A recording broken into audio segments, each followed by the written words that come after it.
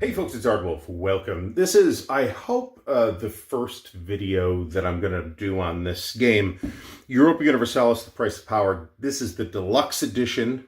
Today we are going to have a look at the components. Now I did film an unboxing video and it's like 45 minutes long and I said a bunch of stuff in it that turned out to be inaccurate. So we are doing this kind of in place of a conventional unboxing video, and we're just going to kind of go through the components today. You get rather a lot.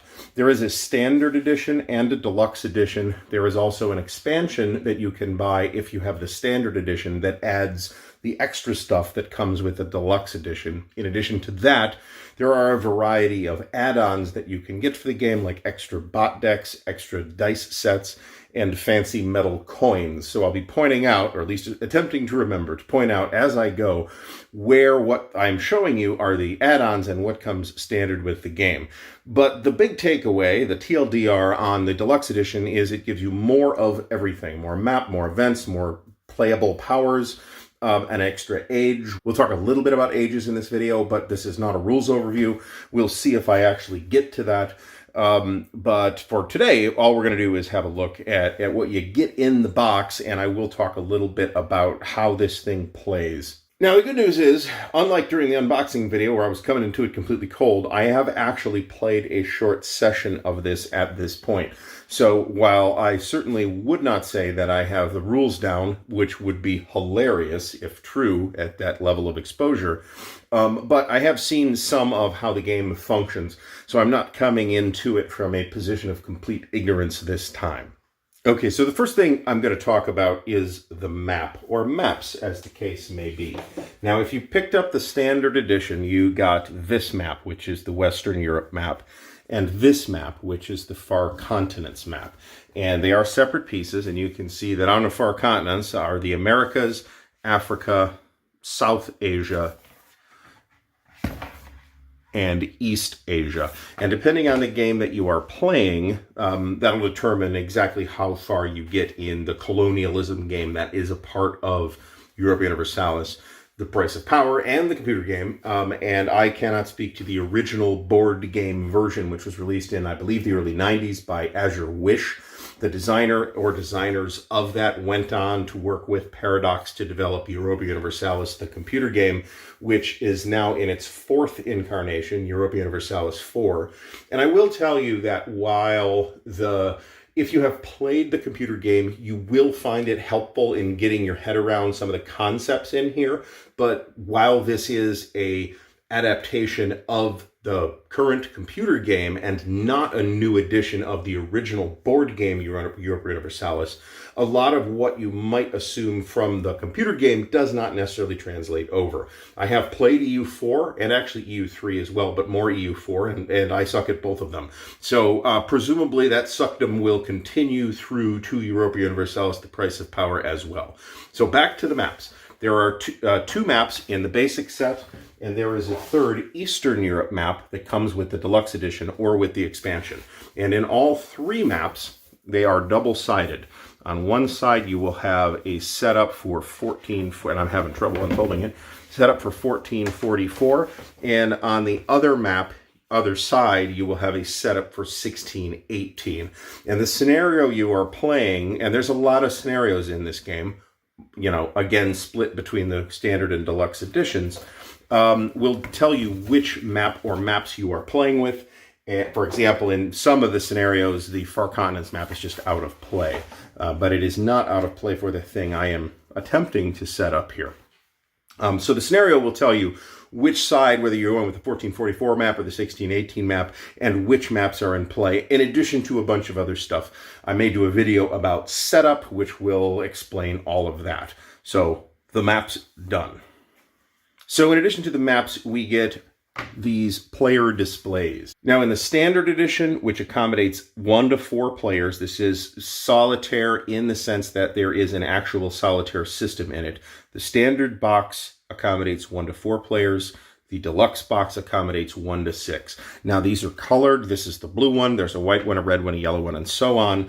The colors are not tied to a specific country as you might expect, Although I think it's also reasonable to expect, for example, that the French player will want the blue card and the blue pieces. Now, these, in the deluxe edition, these are this kind of double weight, super heavy stuff with little insets for all the different parts. I believe in the standard edition, this is just a card. In addition to these, there is actually a status mat, which even in the deluxe edition is just a card. Now, there's two sides to this too, but the other side's just nothing in this case. In the case of the player mats, they are double-sided, and you use this backside when this power, this color, is being played by one of the bots. And there's sort of a multi-layered solitaire system in EU, The Price of Power. We are not getting to that in this video, but suffice it to say, there is a robust solitaire capability here. So in addition to the maps and the player displays, you also get a piece set for each of the colors that's in the game. Again, 4 in the standard edition, 6 of these in the deluxe edition. And they come in these custom trays with lids, which are really, really nice, but caveat in a moment. And these will essentially hold all of the pieces that you have for your power, your player realm, as it were. All the countries in the game are realms, and there are player realms and non-player realms. So you get these cute little soldier meeples, which can represent either infantry, cavalry, or artillery. We'll see that later on in a future video. You've got these cute little boats. You've got tokens to represent a vassal status, tokens to represent claims and or core provinces. That's, again, beyond the scope of this video. You can have dynastic marriages between powers. Those are represented by this thing. And then on the back side, I have no idea what that means yet. There is a War and Peace triangular token with war on one side and truce on the other. There are also these tiny square chits, which, believe it or not, I don't plan to round the corners of. And all the chits are on this fairly heavy card stock, so they're pretty nice. These are called tag chits. What do they do? No idea. We'll get to that in due time. You get 3 little miniatures, one for each army that you can have in play, and one for the fleet that you can have in play. You can also have independent troops just sitting around. Now, again, if you have the standard edition, all of these wooden pieces, except for the cubes, are actually going to be cardboard chits. But in the deluxe edition, these would be unrest tokens, I think, on one side, and I'm not sure what to call that on the other side. You also have large and small towns. These are actually the large towns, and the wooden discs are bigger. So small town in unrest, large town in unrest. And you can have rebel towns as well, which we'll see soon. The towns are, and you've got like a lot of small towns. These are force limited selections of chits. So you've got, I think, 8 large town chits. That does mean that you cannot have more than 8 large town chits out at any given time. These are called the power and influence cubes. They are little wooden cubes. These are one of the game's several types of currency, which we'll see a little bit of in this video and maybe talk about again in a future video. But these are used to mark monarch power and political influence and a number of other things. And they are a limited currency as well. And I think that's, no, we got these other meeples with funny hats. These are merchants, which you place out on trade nodes. There's also some of these cylinders, which are used to mark a couple of different things, including your stability. And there is a fancy wooden disc to mark your prestige, which is essentially victory points in this game. It depends on the scenario you are playing.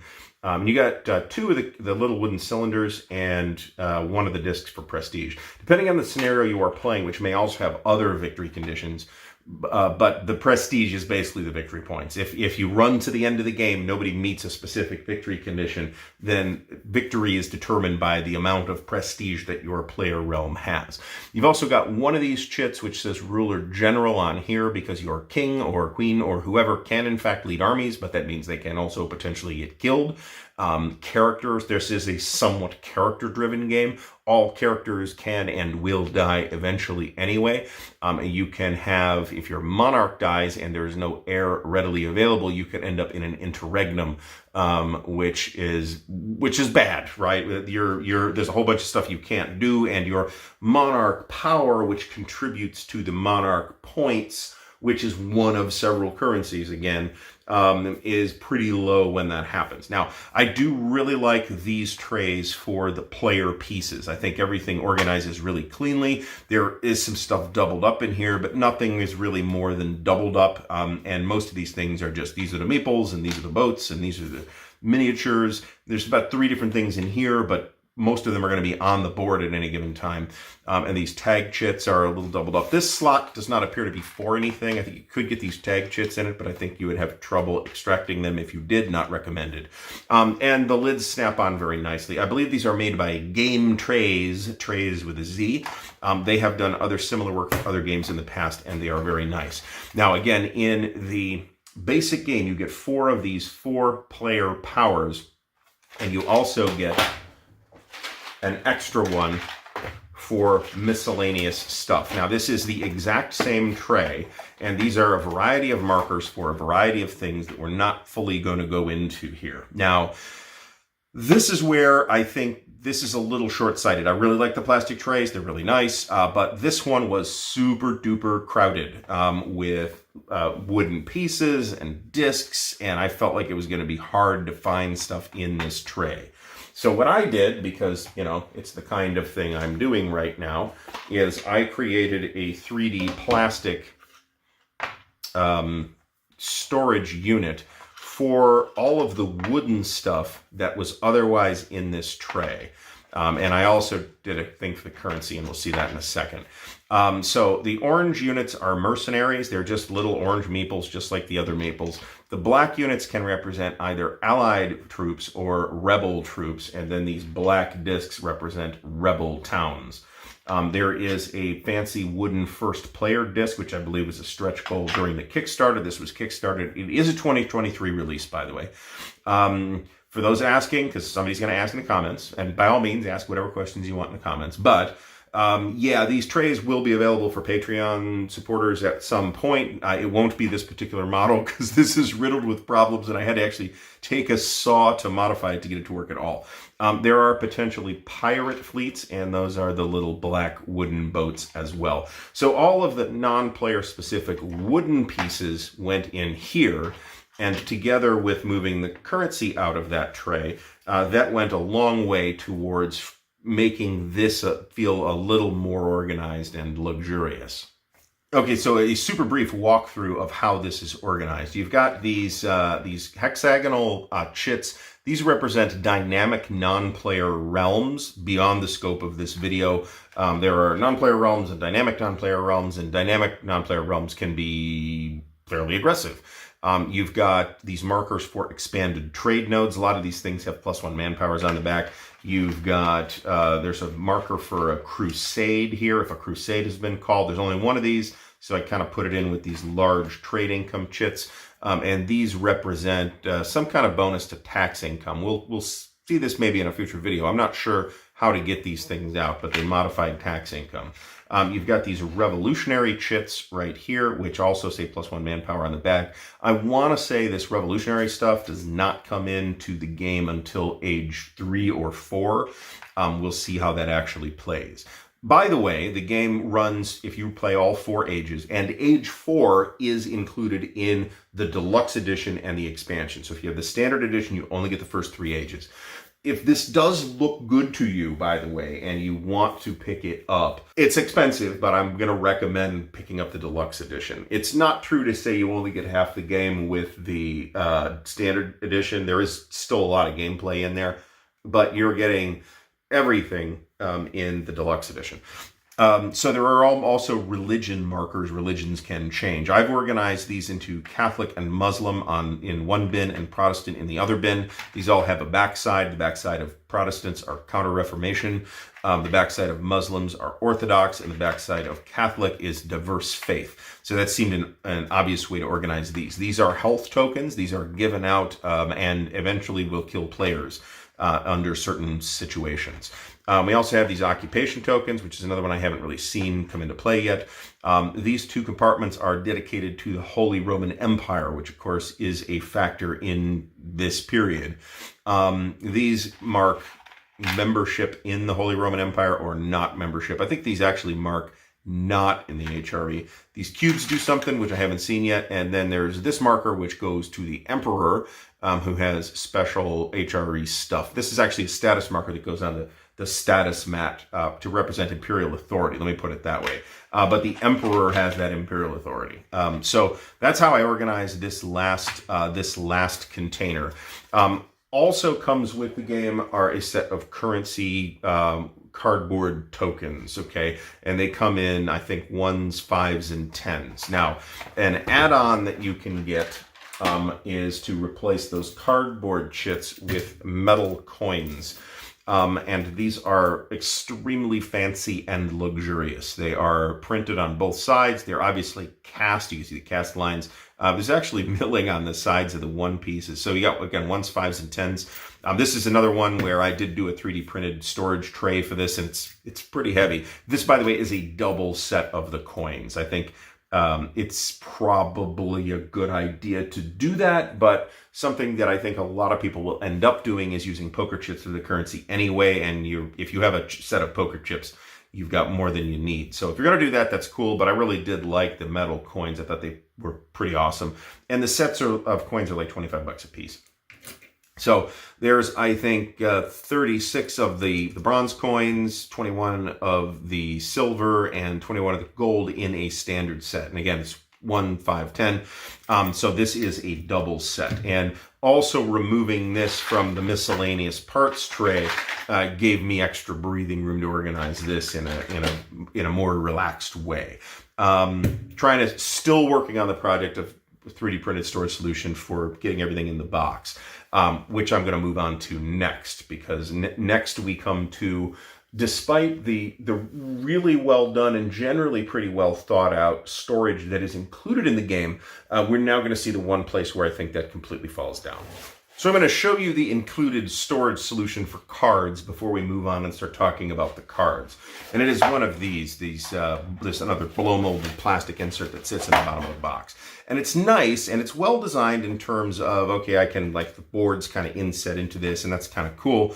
But there's, even without sleeving the cards, which I did, there's no way you're going to organize all the cards in this thing in a meaningful way in this flat plastic tray. So I haven't thrown this in the garbage yet, and I might not, but I might. So I just found this inadequate even to keep these cards organized. There are small cards and large cards. The large cards are American Standard sized, by the way. So if you are looking for sleeves, buy American Standard. The small cards are American Minis. So if you're looking to sleeve, buy the American Minis. So let's actually talk about the cards and stop whining about the tray. All right, so I'm not going to show you every card that comes in the box because, man, it's a lot of cards. But I will show you every kind of card that comes in the box.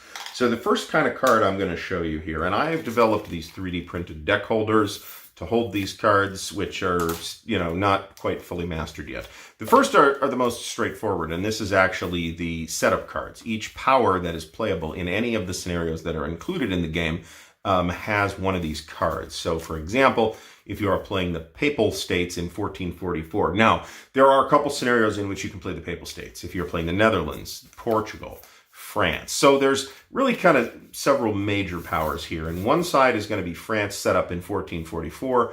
The other side will be France set up in 1618. So the major player realms here are France, England, Castile, Austria, the Ottomans, and Brandenburg. However, there's also a lot of support in here for Poland and Muscovy. Now, those two powers are on the eastern map. So you will need the deluxe edition to play with them. Again, the standard game does not come with the Eastern map. So there's kind of 8 sort of majors. The deluxe and or the expansion adds the other 2. But all of these operate mostly on the Western map, although Brandenburg's pretty close to the edge, and I think that's kind of an issue if you're playing a Brandenburg scenario if you don't have the deluxe edition. And all 3 of these are on the Eastern map. Now, there's also a lot of additional powers that are in principle playable in this game, including Ulm, which I believe to be a joke, Byzantium at the very end of its life in 1444, and on the back of that we have Spain 2. I'm not clear on what exactly they mean between Spain. There's a Spain 1 and a Spain 2, and I'm not sure what that means exactly. But I'll find out as I explore the scenarios. You can play the Mamluks, the rulers of Egypt in this period, which were sort of under Ottoman domination. You can play Venice, as you can imagine, is a key power here, and a key illustration of how thoroughly developed the economic system is in this game. Sweden is potentially a great power, or on the verge of being a great power in this period. Later in the period it is. Denmark, by the way, the whole thing starts in 1444. The earliest scenarios start in 1444. It goes through a series of ages. There are 4 ages, 1 through 4. Ages 1 through 3 are included in the standard game. Age 4 is included in the expansion or the deluxe edition, and age 4 ends in 1821. So there are Napoleonic scenarios. So Denmark, the Papal States, the Dutch, the Portuguese, and that's pretty much all that's in here. You can, I think, pretty readily see where there's a lot of room to expand this. The sort of standard multiplayer starter scenario has 3 powers, France, England, and Castile, but I think it's super limited. We'll look at the scenarios in a bit, because it doesn't use some of the key features of the game. So I actually don't like it as a starter scenario unless you know you have limited time, in which case it's ideal as a starter scenario. The next starter scenario is a 4-player scenario, and any of these player powers can be run by bots in principle, and it's going to take quite a while to play because it's 2 full ages. All right, so those are the setup cards.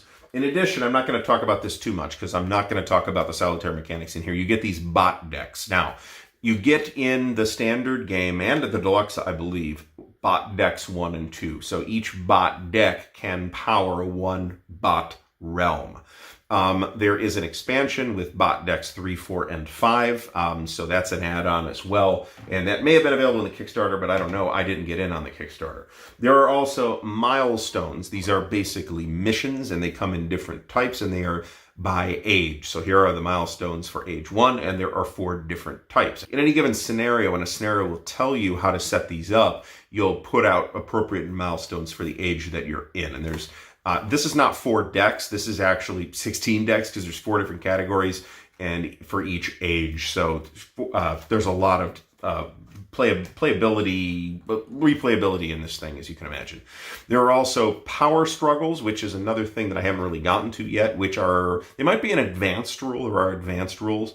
And I'm not sure how those work yet, so I'm not going to comment further on them. There are also ideas, and players of the video game will undoubtedly recognize this concept. You can develop ideas throughout the course of the game, and those basically represent a tech tree, but many of the ideas are not technology as such. They are political or social innovations. This is dynamic. There are basic ideas in each of these 3 categories: administrative, diplomatic, and military. And you will kind of decide that tech tree randomly in each scenario, or at least in most of the scenarios. So there's, again, adds to replayability as well. There are also, by power, individual mission cards, and these are all on the small American mini cards. In this particular tray, and I've got 4 of these total, I believe, we have missions for Castile / when it becomes Spain, which is relatively early in the period, Austria, France, and England. I put these together because they're kind of the 4 standard starting powers for many of the scenarios, not all of them. Now, the other type of card that we get in the game is the action card, or one of the other types. We're not done yet. These are separated into 3 types: military, diplomatic, and administrative. And you will basically pick which ones you draw from, but you're probably going to want to focus more on one than the other. But you cannot, as in the video game, totally ignore two of them and just go for military conquest. You will faceplant if you do that. And these have a set of actions. Now, these do not vary by era, but the scenario setup instructions will also give you instructions as to which actions to include in the deck for that game and which you won't. So your kind of action phase, which is where a lot of the activity of the game takes place. I'm oversimplifying in saying there's a start phase, a big action phase, and a cleanup phase. And the start phase and the cleanup phase don't take very long. But that is an oversimplification that might be misleading. So you get 3 of these decks, and they're fairly large as well. Now, the last kind of card that comes in this thing are the event cards, and these are the largest decks in the game. You will want to maintain discrete discard piles for the action and event cards. Now, the event cards are separated by era. So each era, this is era 1, this is era 2, has its own event deck.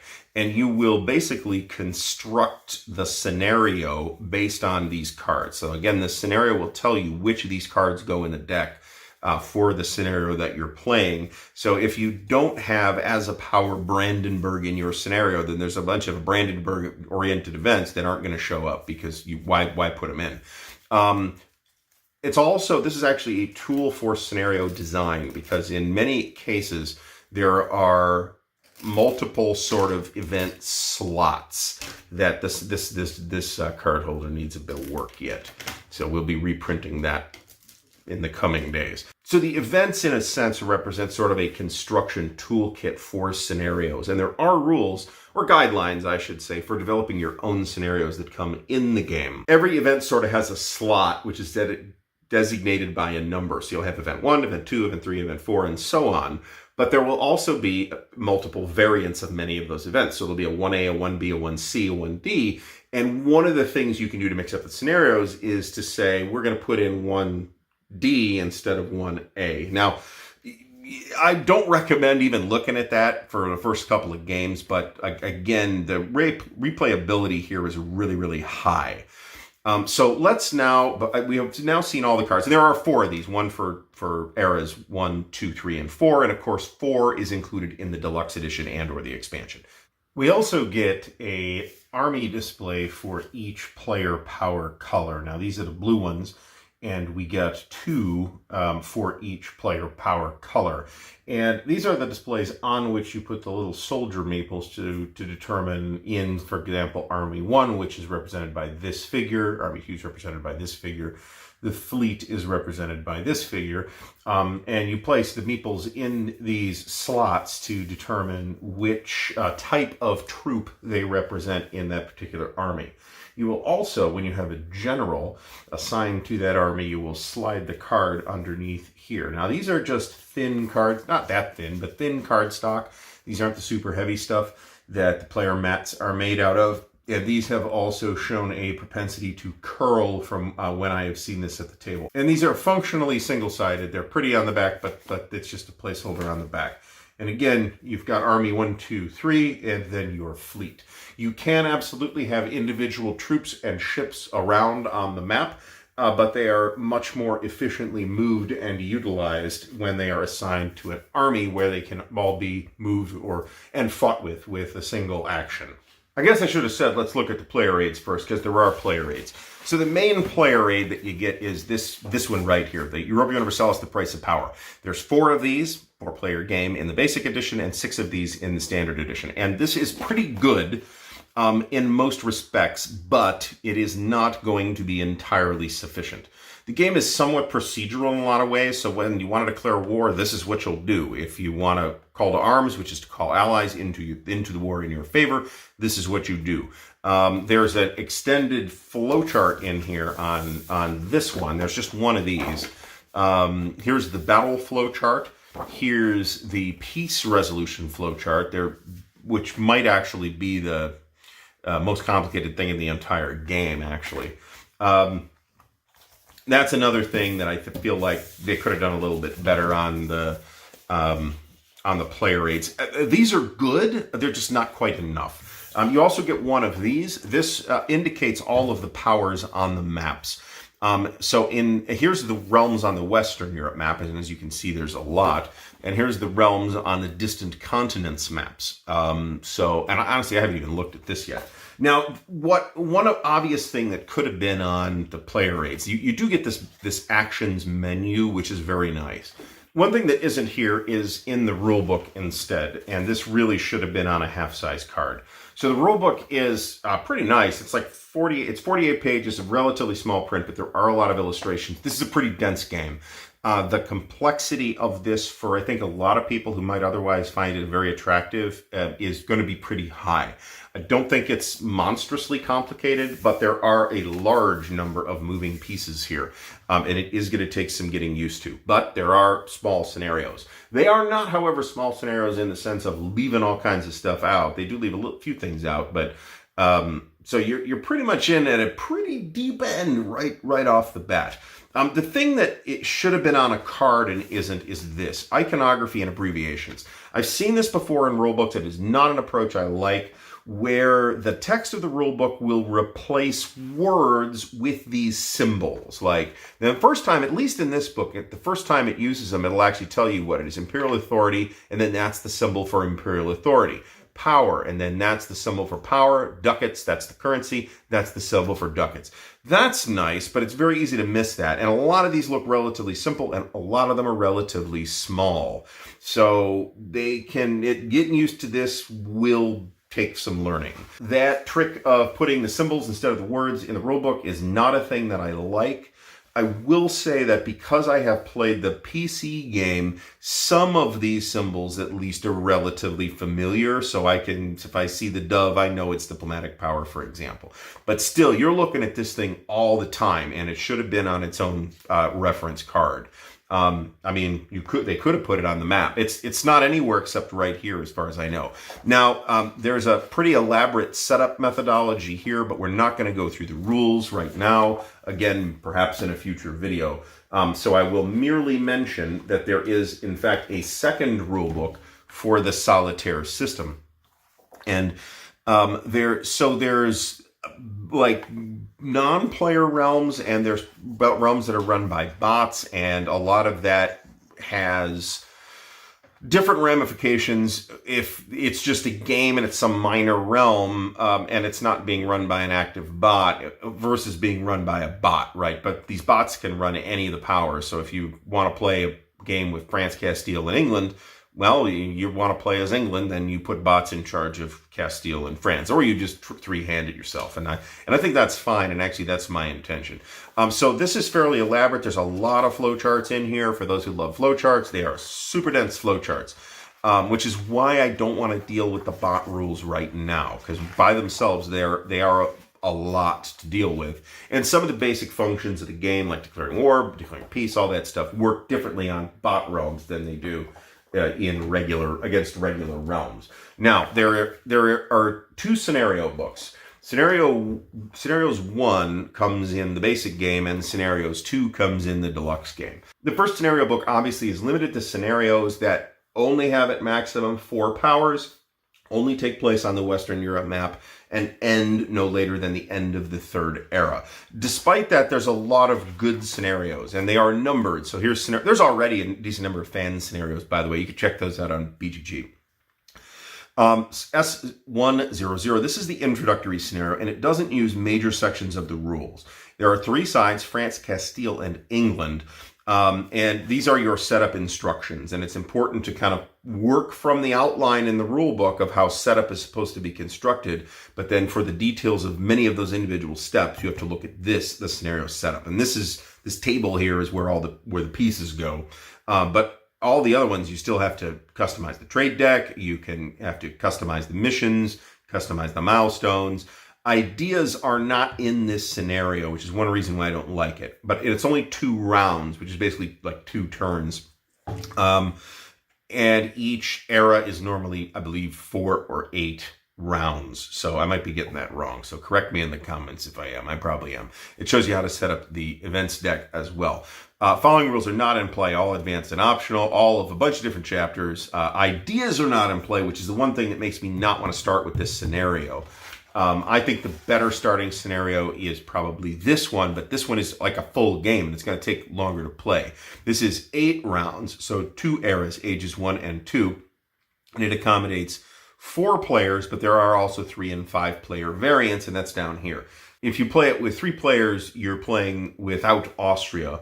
If you're playing with 5 players, you're playing with Denmark. Which is interesting by itself. So you could customize all this stuff. There are little historical background notes in here too.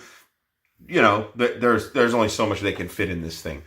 Here's 3 players and a bot with 3 completely different powers, right? This is age 1, 2, and 3. So this is a long game, and you're playing the Papal States, the Dutch, Brandenburg, and Austria, which is a bot.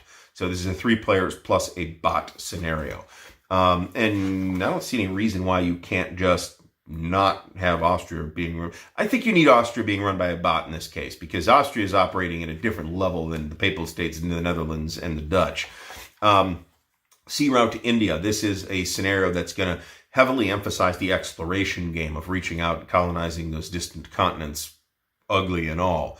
In here you play the Portuguese, Castile, which says 1492, so it should be Spain in 1492.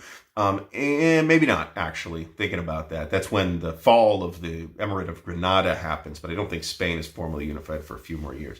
The English and the French, first, it'll tell you who the first player is. This is 10 rounds, so it's the first half of age 1, roughly, and then the whole rest of ages 2 and 3. Wars of religion. You start getting into schisms and reformation in, I believe, age 2. So, yeah, it would be age 2.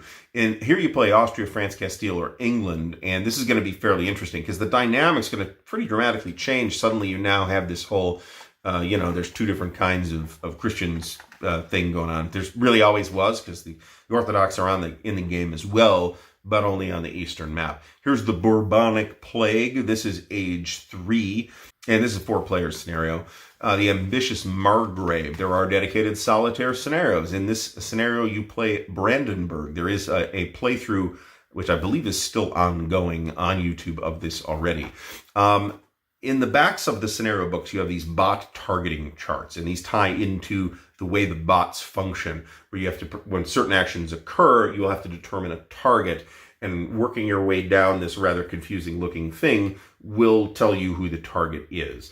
I'm fine with this mechanically. I kind of wish these had been on separate cards, so you could keep those cards out based on the bots you have in the game and not have to look through the book for it.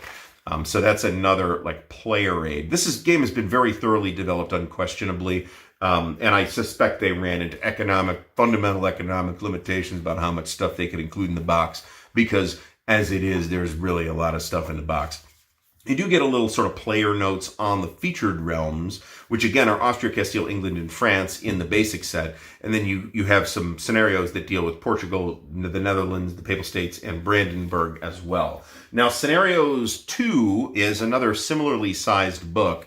And you get the same type of deal here. We'll look at the scenarios real quick. By the way, in the front of the first scenarios book, I don't think I said this, but I didn't show it to you.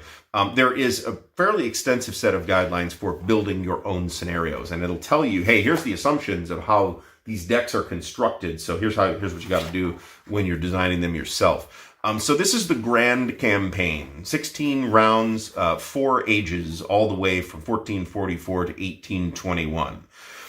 I will, I guess, pause for a moment to talk about playtime, because while I think it is perhaps possible to play a round in an hour, that is not what I am seeing in practice based on YouTube videos. I am seeing, hey, we played through the 4 rounds of age 1. Here's this 9 or 12 hour video. So playtime on this until you really have it down is going to take a while, right? So if you're looking at this, bear that in mind. There is currently a tabletop simulator module for Europa Universalis, The Price of Power, which looks nice, like a lot of tabletop simulator stuff, but it has no scenario setups in it. So that makes it almost useless because you have to manually flip cards over in Tabletop Simulator to build all these decks to do this scenario. So until you can get that done and then have saves to reflect all those, or the scenarios are built into the module, I think that's a significant problem. Significant enough that I would consider the Tabletop Simulator module to be not worth the trouble until it is advanced enough that it has the scenario setups in it. There is no vassal module at this time, but I believe there is talk of a vassal module. So, Grand Campaign, 6 players, all 4 ages. So my guess is this is a long weekend, by the way, among knowledgeable players. To touch back on playtime briefly, there's a team variant of this as well. Here we have Enemy at the Gates, where you play the Ottomans, Austria, Poland, or Muscovy. So this is not entirely on the Eastern Europe map, unless it says just use the Eastern Europe map, which I don't see. But certainly a bunch of the action in this scenario will in fact take place on that Eastern European map. And it doesn't look like it's quite limited to the Western map, but there's a whole bunch of stuff that's off limits. So Mediterranean dominance, Venice, the Ottomans, the Mamluks, France, and Castile. This looks pretty interesting. This is ages 1 through 3. Napoleon Rising. This is just age 4, 1783 to 1821. And presumably Napoleon shows up in this thing, and in the video game, he's very good leader. Let's put it that way. But we start with France under Louis XV, as is appropriate based on these dates. So there's that. It does say George II. It is George III at this time. So I think that's just a typo. Here I Stand once more, and it actually mentions in here that this scenario is an homage to Here I Stand. So based on that, I'm kind of curious to see how this would play. A lot of the things that are modeled in Here I Stand are modeled in here as well, but they're modeled across the entire period from 1444 to 1821, rather than just during that much smaller period that Here I Stand focuses on. And I love Here I Stand. I think it's a great game. So you probably want to play this with 6 players too. Rise of the Purple Phoenix. This is another solitaire scenario in which you play Byzantium, trying to extricate itself from the really low depths to which it has sunk in 1444. Glory for Ulm. This is, I suspect, some kind of joke that somebody did, but hey, this is an alternate timeline in which Ulm's presence looms larger. So to me, I think of, when I hear about Ulm, I think of 1805, but nevertheless, this is the whole period, 1 player plus 2 bots. So if you want to play what is probably a real challenging game, here's your solitaire scenario. You get additional bot realm targeting charts for all the additional powers that are brought in with the additional material that you get in the deluxe edition or the expansion. And then on the back, you get another one of these realms on the Eastern European map. We do have a little thing at the front about the featured realms that come in this eastern half. Muscovy, the Ottomans, Poland, the Kalmar Union, and there are other realms that you can play in some of the scenarios. Venice, the Mamluks, and Byzantium, and Ulm. So a lot of stuff here in Europa Universalis, The Price of Power. I am, despite enormous inertia that will be in my way, I am considering doing more video on this. So you won't see an unboxing video. You got this instead. This is going to take way longer to assemble in editing than the unboxing would have, but that assumes I did it right, which I did not. So you got this instead. And I think this is actually will give you a little more picture of not only the components and how, generally speaking, very nice they are, but the flaws in the presentation as well in terms of component quality and components. And there are a few. Another thing that I didn't mention is these mats that aren't the super heavy cardstock will tend to curl. That can be moisture. So my recommendation is if you pick this game up, take all of the non-mounted cardstock mats and put them under a heavy weight and let them sit for a couple of weeks until you need them. That may help them dry out a little bit better, and then maybe change their order a little bit. So, very impressed with this game. As I may have mentioned at the beginning, I have played for about 2 hours with some other folks who included the designer. Thank you, Liz, for inviting me to participate in that. So I'm very impressed with this. It is super detailed. I can think of no meaningful and consistent definition of wargame which will not include this. But the difference here is that this thing spends as much or more time on other aspects of the period in addition to warfare. You'll find, I think, that the warfare mechanics feel kind of wargamey. There are other mechanics that we would typically associate with Euro games, like there's kind of a marketplace in the events. There's kind of a tableau, and that you can have 2 cards that kind of remain in play until you play something else. So there's a whole bunch of, and of course there's wooden blocks. So there's this is I won't say totally unique, but unconventional hybrid game that falls clear across the border between what a lot of folks will call Euro games, a lot of folks will call strategy games, and what a smaller number of folks will call war games. But that smaller number of folks is due to the relative smallness of the wargaming hobby. Like I said, I can think of no meaningful definition of war games that is at all consistent that won't include this. But there's a lot of attention paid to the religious factors, the economic factors, the political factors, the dynastic factors that one doesn't normally see in war games. But that's because the time scale of a war game is normally much more compressed than what we have here. To call it a grand strategy game would, I think, be accurate, but don't read too much into that term in this particular case. So there's my final for now, thoughts on Europa Universalis, The Price of Power, from Aegir Games, designed by Eyvind Verlesen. Thanks, Eyvind, for having me along on that little teaching session. The solo mode was designed by David Turksey. So we're going to leave this on the table and see if we can get it set up. Just doing this video has taken me a substantial amount of time. I would also like to remind you to thumbs up the video if you have found it of value. Please do subscribe to the channel for more content of whatever type. We're kind of branching out. We're kind of inching outward, let me put it that way. And I should give a shout out to the patrons of Ardwulf's Lair, whose support and encouragement helps keep this channel rolling. So thank you, patrons. Thank you for watching, and until next time, happy wargaming.